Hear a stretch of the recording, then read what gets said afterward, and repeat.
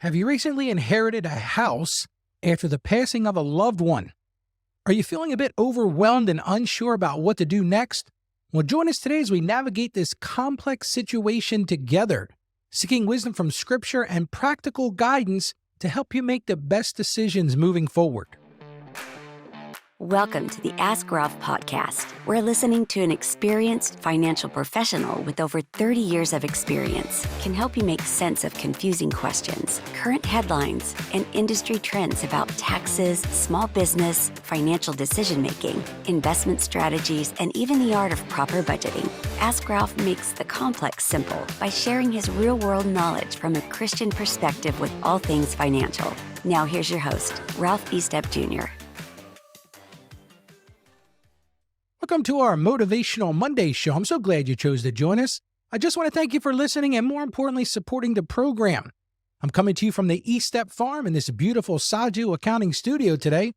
Let me put on my podcaster hat, put down those overalls, and push that adding machine to the side, and let's get into some financial wisdom from a Christian perspective. Today we're tackling a heavy but important topic. What do you do when you inherit a house after losing a loved one? I know this is a reality many of you have faced or will face. It can be an emotional and confusing time as you grieve and try to make big decisions. Well, don't forget to subscribe to the show and join our email list. You do that at AskRalphPodcast.com so you don't miss tomorrow's show.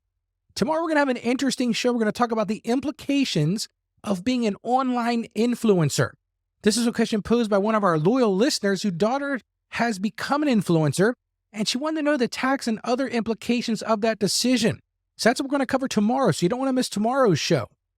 We also just launched an insiders group on Facebook, and I encourage each of our listeners to join the group to continue the conversation from the show.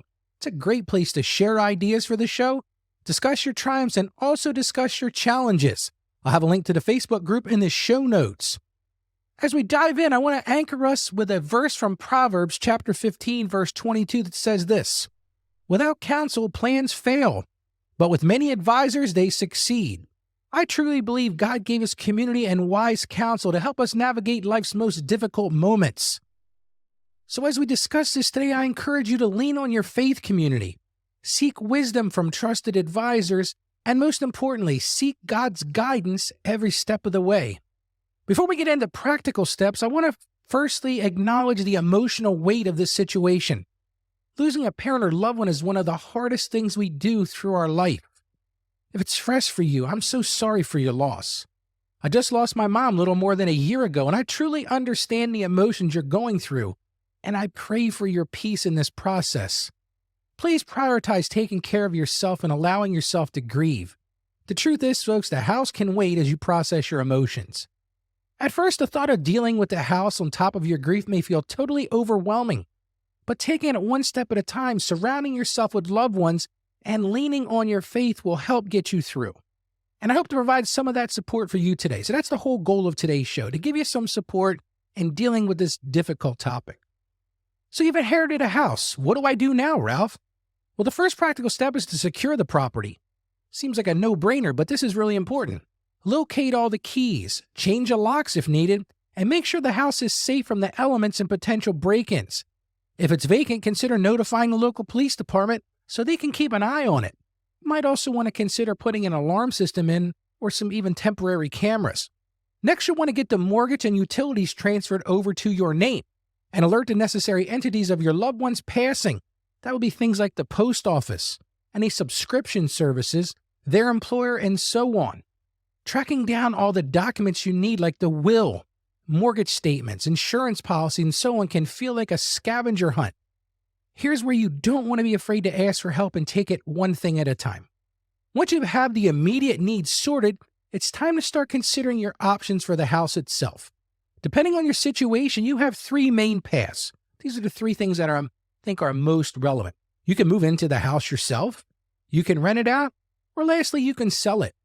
If you're considering moving in, you got to really take time to think and pray about if this is the right move for you and your family. Is it in a location that makes sense for your life and work? Does it fit your family's needs in terms of size and accessibility? Would it be healthy for you emotionally to live in your loved one's former home? That's a tough one. There's no right or wrong answer to this, but it's important to go through it with eyes wide open.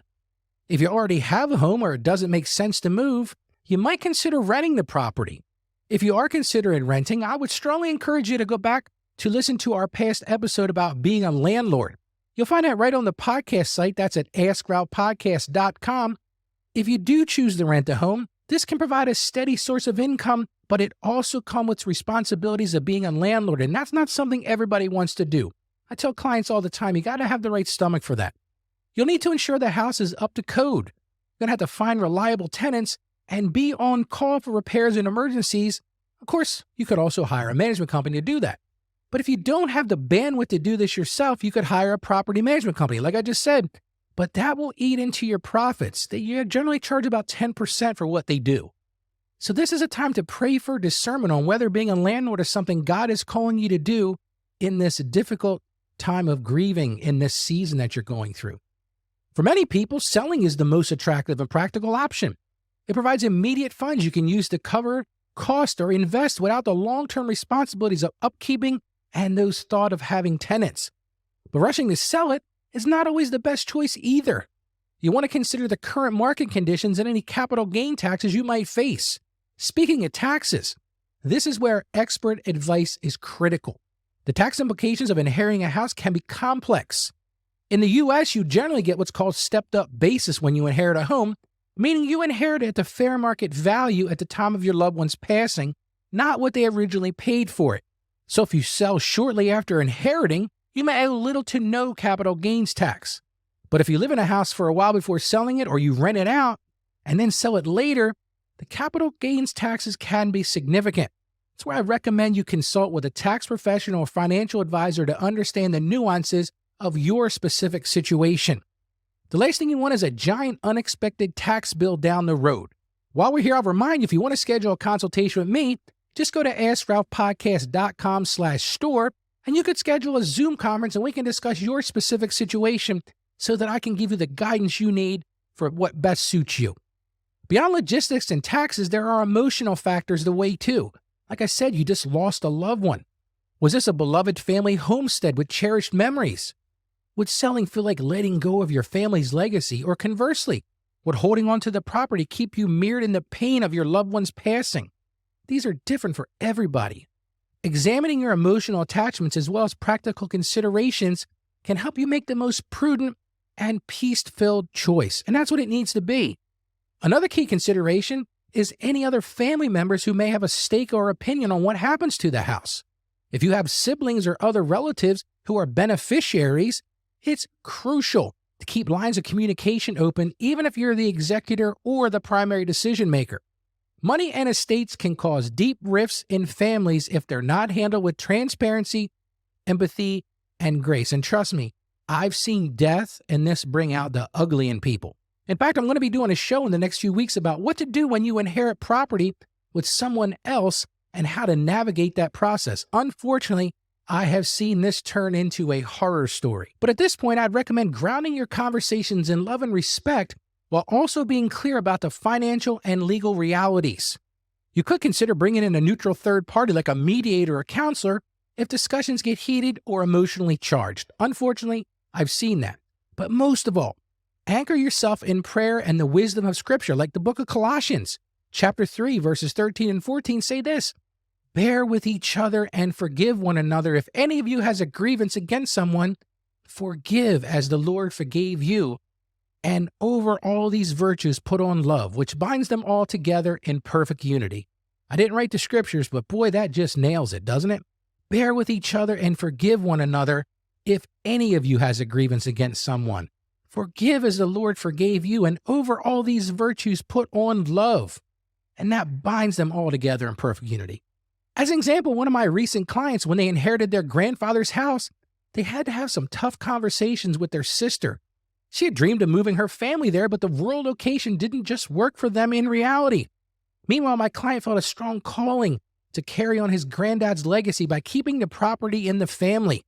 They had some tense moments trying to sort it out, but by really listening to each other, getting wise counsel, and bathing the whole process in prayer, they came to a peaceful resolution. In the end, he took over the farmhouse, and the proceeds from land sold, He helped his sister's family with a down payment on a house in a city that was much better fit for them. So they were able to work through it together. It wasn't always easy, he told me, but God was faithful to give them unity as they looked to him. Which brings me to the next point. In the midst of dealing with the practical aspects of an inherited house, don't neglect your spiritual and self-care needs. I see so many people that get mired in all these decisions that they forget about their spiritual and self-care needs. Try not to make big decisions while grieving because that can be a recipe for burnout. Be intentional about creating space to process your emotions, connect with loved ones, and most importantly, and I can't stress this enough, connect with God. For my client, taking daily prayer walks around his grandfather's land became a lifeline. It was a time to remember him, pour out his heart to God, and find peace and clarity for the path ahead. You've got to find those lifelines for yourself, whether it's journaling, counseling, or even coffee with a dear friend, and hold on to them. They'll provide stability and strength as you navigate this unknown terrain. There are people around you that are willing to help you. And finally, once you've made your decision about the house, be sure to surround yourself with experts to help execute the details. If you're selling the house, interview several realtors to find one who is a good fit.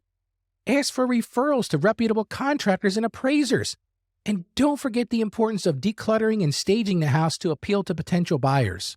If you're renting, invest in a rock-solid lease agreement. Do thorough tenant background checks and familiarize yourself with landlord-tenant laws in your particular area. It's a great time to vet any potential property managers carefully. Look for their experience, look at their integrity, and also, this is a big one, make sure they have great communication skills. I don't know how many times I've had clients that had property managers who just failed to communicate with them. Whichever path you choose, there's going to be bumps and curveballs along the way. Remember to give yourself grace. Trust in God's providence and lean on your community of support. As King Solomon wrote in Ecclesiastes chapter 4, verse 12, though one may be overpowered, two can defend themselves. A cord of 3 strands is not quickly broken. You are not alone in this. So in summary, if you've inherited a house, here's some things you got to remember. Number 1, secure the property and get affairs in order. Number 2, consider your options. We talked about whether you want to sell it, rent it, or move in yourself. Number 3, seek expert advice, especially for taxes and legal matters. You don't want to try to navigate that on your own. Number 4, take your time with decisions, but don't let the property sit unattended for too long, as it could fall into disrepair or be vulnerable to theft or vandalism. You got to prioritize securing and maintaining the property while you weigh your options. Number 5, if there are multiple heirs, communication and compromise are the keys to getting through this. Consider putting agreements in writing, such as a family settlement agreement, to ensure everyone's on the same page and help minimize conflicts. An estate attorney can help with this process. Number 6, beware of any debts or liabilities attached to the property, such as a reverse mortgage. Those are the ones you're going to be on the lookout for. How about unpaid taxes or HOA fees? You'll need to factor all of those into your financial calculations and ultimately your ultimate decision. And number 7, if you decide to keep the house, think long-term about fitting it into your overall financial plan and estate. For example, a financial advisor can help you explore using the house as a rental property inside an LLC to potentially limit your liability. Number 8, don't forget the sentimental value of your loved one's belongings. You take time to distribute mementos among family before clearing anything out for sale. Consider taking photos or a video tour of the house to preserve memories. Number 9, finally, find ways to honor your loved one's legacy in whatever way feels meaningful to you. Maybe it's planting a memorial garden on the property, establishing a scholarship in their name with some of the proceeds, or hosting an annual family gathering at their homestead. Focusing on love you share can bring healing and new purpose to this new chapter of your life. Well, I hope these additional insights are helpful as you navigate this complex situation. Remember, there is no right answer. The most important thing is to make the wisest choice for your unique circumstances while treating yourself and others with grace and compassion along the way. So I'm wishing you clarity and peace as you discern your next steps. Please share this episode with anyone you know who may be in this situation so they have some concrete tools to assist them in the process as well. And as I always say, stay financially savvy, my friends. If you've just lost somebody, I am deeply sorry for your loss. I pray for you peace, and may God bless you today. Thank you for joining us on the Ask Ralph podcast. And with a simple click to subscribe, we'll invite you back to our next episode. And remember, financial issues don't have to be complicated. Just ask Ralph. The information contained in this episode of Ask Ralph is based on data available as of the date of its release. Saggio Accounting Plus and Ask Ralph Media, Inc. is under no obligation to update this content if changes occur. Applying this information to your specific situation requires careful consideration of all facts and circumstances, and any information provided is not to be considered as financial, tax, or legal advice. Please consult your tax advisor or attorney before acting on any material covered.